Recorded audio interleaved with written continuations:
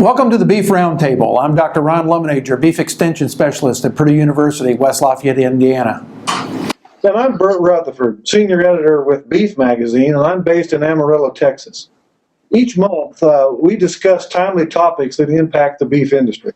The Beef Roundtable is recorded live and edited to fit the time constraints of the program. The programs are available at Beef Magazine website, iTunes, YouTube.com, as well as beefroundtable.com.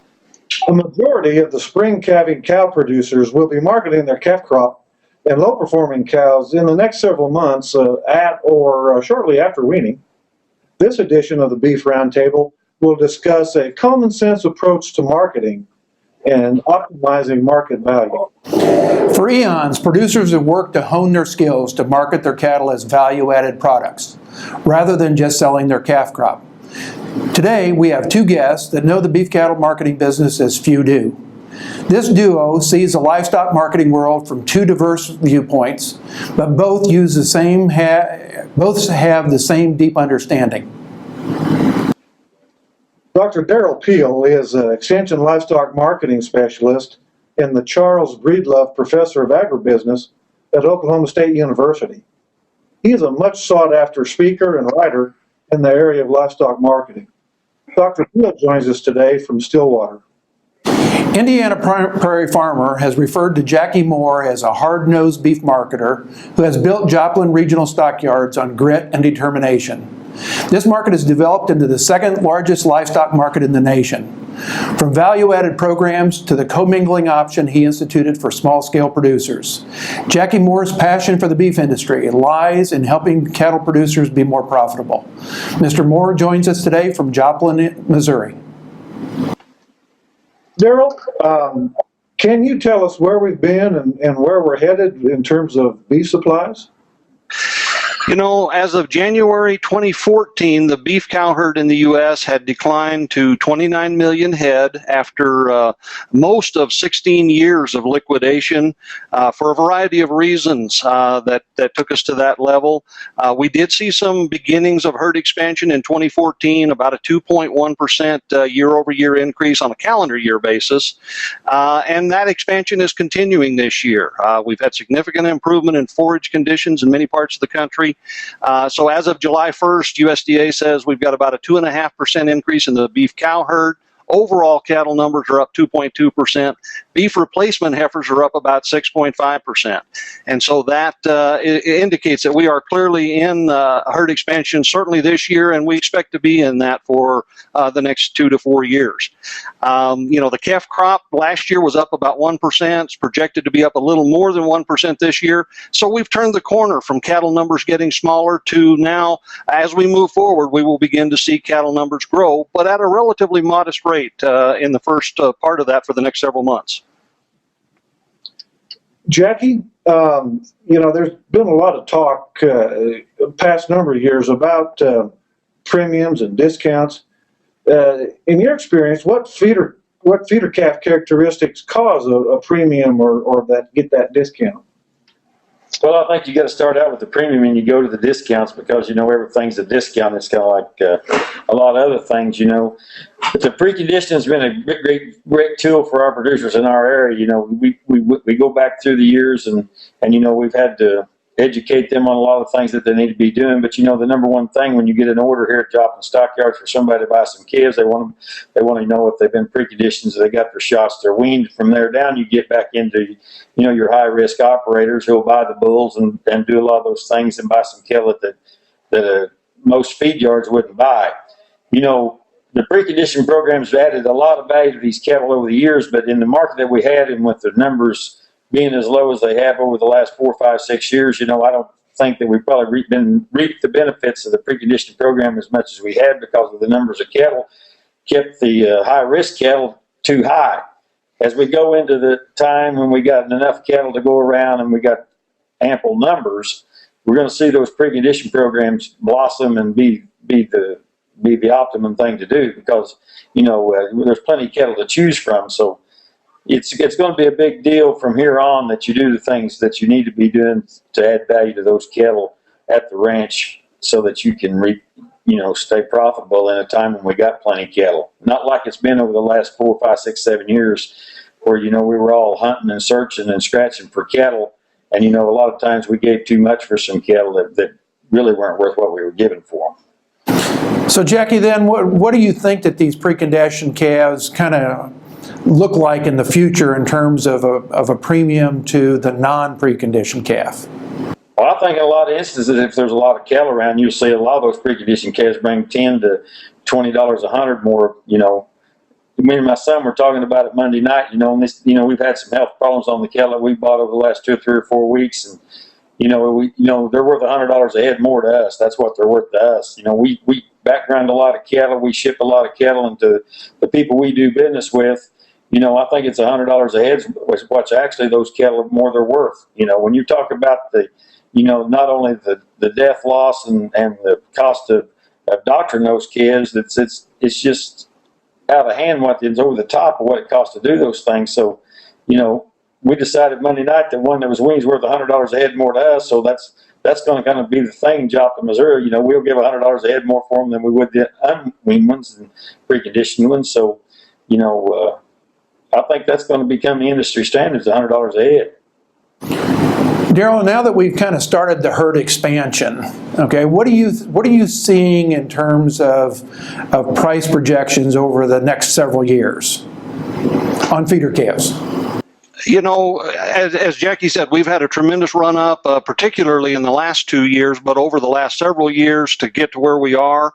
We're at the peak in this thing in a general sense. 2015 will probably average the highest prices now for the next several years, having gotten to this point. This fall specifically, we probably won't see prices that exceed what we had last fall after the dramatic run up in 2014. But on an annual basis, this will probably be the peak year. Where we are now is kind of a plateau, given that we've gotten to this point. Over time there will be pressure and we will see lower prices, but I think we're on a plateau that will erode relatively slowly over the next 15, 18 to 20 months or so. At some point in time, we will increase numbers enough to put a little more pressure than that, but I think it's going to be a moderate pace of pressuring prices a little bit lower. Producers need to plan on lower prices, but I don't think they need to plan necessarily for dramatically lower prices in the near term here. We're going to enjoy fairly strong prices, certainly by historical standards, for another, 18 months or so anyway. Derrell, Oklahoma has a value-added calf program that generates some pretty good data. What do those numbers say about preconditioned calves? Well, again, our experience with the Oklahoma Quality Beef Network program in Oklahoma has been that, it's gotten more consistent in providing premiums. I think we've talked about preconditioning programs for many, many years. And in a lot of cases years ago, it was hard to sort of count on those. I think Jackie's exactly right that, the expectations are there now for, better performing calves. Certainly at the price levels we've got, the risk of a poorly performing calf or the risk of death loss is much greater. So we've seen consistent premiums over the last several years. Last year, with the high prices and the dramatic run up, there was some concern that we might not see as much premium on the OQBN calves. And what we found was, in fact, there was an even bigger premium last year because, again, the risk to the buyer of poor health or death loss on these expensive calves. So I think Jackie's exactly right. These calves have a lot of value from preconditioning standpoint, whether they're high or low, and certainly producers should take advantage of the opportunities now, and it'll be even more important as we do push these prices a little bit lower over the coming years. Jackie, is price per pound the most important thing driving profitability? Should we be chasing premiums, or should we be trying to avoid the discounts? Well, I think you got to try to avoid the discounts. You got to do your homework. You got to do the things that add value to those cattle yourself at home. And it's just like we're talking in the environment we're going to go to doing business in, with a lower trending market over the next few years. And not to say that it's going to be a disaster, but it's going to be a lower trending market. We've come out of time when you get a lot of those producers walked up to the window and got their check. They couldn't even believe how much it was for. So, if you're a producer sitting in the audience and you got a handful of calves like we got in this country, a lot of small producers, 10, 20, 30, 40, 50 calves, it's almost hard to tell if you're sitting there if one brought $10, $100 more than your calf did or not. It seems like they got more than they deserved anyways, the way they felt to them. And it's been hard to get those people to get on board and do the preconditioning program. But as we go forward, it's going to be very, very important, to do that. You take these light calves has been terrible high, but when you can gain one for 65 cents or 70 cents a pound and you can get $2.20, 30, 40 cents for the gain, there's been a tremendous amount of money made just buying those light calves and putting that extra gain on. You put 400 pounds of a calf and get $1,000 for it. That's a pretty big deal, and it's been a great time for the backgrounders that's bought those calves, but the cow-calf guy needs to sit down and look at that himself. If I can take this 350-pound calf and wean him, put an extra 150 or 200 pounds of gain on him, and get $2 a pound for it, well, I get $300 or $400 extra for keeping a calf another 60, 90 days. It's something that you really, really need to look at if you're a producer, because they give up a lot of money, when it's easier for them to do it, especially in this time of year that we've got here with the year that we've had and the excess amount of feed and forage we have around. I don't know what it cost him actually to put it on, but probably in the 50, 60 cent range. So, it's a no-brainer that weaning those calves is the thing to do, especially the way it's fell off here the last 2 or 3 weeks. I think as we go along that these calves will probably gain some momentum as we go into fall. We get our northern farmers and our western farmers. Everybody's got feed. Everybody's going to have to feed their feed because it's it's hay or it's silage. It's something that they need to feed themselves, and they want to buy some wean calves that they know they're going to get along good with the health. And if they give their feed away, well, that's just what they're going to do. But they're going to buy some calves. I don't think there's any doubt about it. And the ones they're going to buy is the wean ones. Jackie, we've heard the old saying, yep, they've had all their shots. Okay, but what can a producer do coming into a livestock market from a documentation standpoint that would add some credibility to the calves and add value? Well, we got several different programs around here in the state of Missouri, and the state of Oklahoma's got a program where it's documented by a veterinarian that what work they've had done, or by some feed company, or here at Joplin Regional Stockyards, we document ourselves. And if you come to one of our full-fledged value-added sales, and we'll have 4 or 5 of those every winter, well, you get the documentation on those calves of what they've had. And that's a real big deal because, it's I like to tell everybody that in this business, I've been at it since I was 13 years old, and, we've lied to each other our whole life. The producer lied to the commission man. The commission man, he lied to the order buyer, and the order buyer lied to the feed yard, and the feed yard, he lied to the packer, and the packer lied to the consumer. Well, those days are over. We've got to come clean at some point, and it had the documentation in place that says, here's what we do. We're going to stand up and take responsibility for it. I've told a lot of people I really didn't mind doing it the old way, but times have changed, and we got to change with them, and people want to know what they're getting, and then we need to have the documentation in place that got some merit that we can stand on. So, Derrell, as the beef industry increases the size of the national cow herd, is there any strategy that producers can use to increase the value of the herd's breeding females? Well, obviously, these females have tremendous value right now from the standpoint of breeding demand. Again, we're trying to rebuild from a very low level, but we also have a very strong meat market. We've culled a lot of cows over the last few years, but in the last 2 years, 2014 and our projections for 2015, beef cow slaughter is going to be down about 30% over that 2-year period. So there's a tremendous meat demand, and these cull cows today, have a value of, $1,500 a head or more.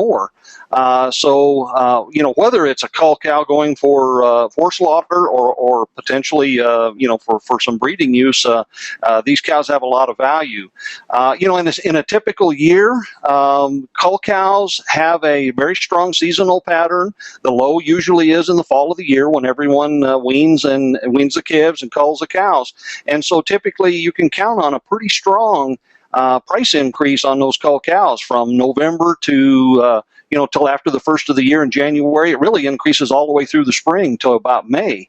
And so there's oftentimes an opportunity for producers to put some weight on these cows if they come in thin in the fall and they have the ability and the inclination to hang on to them, perhaps use some moderate, mediocre feedstuffs that don't have a better use, some hay or whatever, to put some weight back on these cows. There's oftentimes an opportunity to significantly enhance the value of these cull cows with that, with a little bit of additional time to put some weight back on those cows.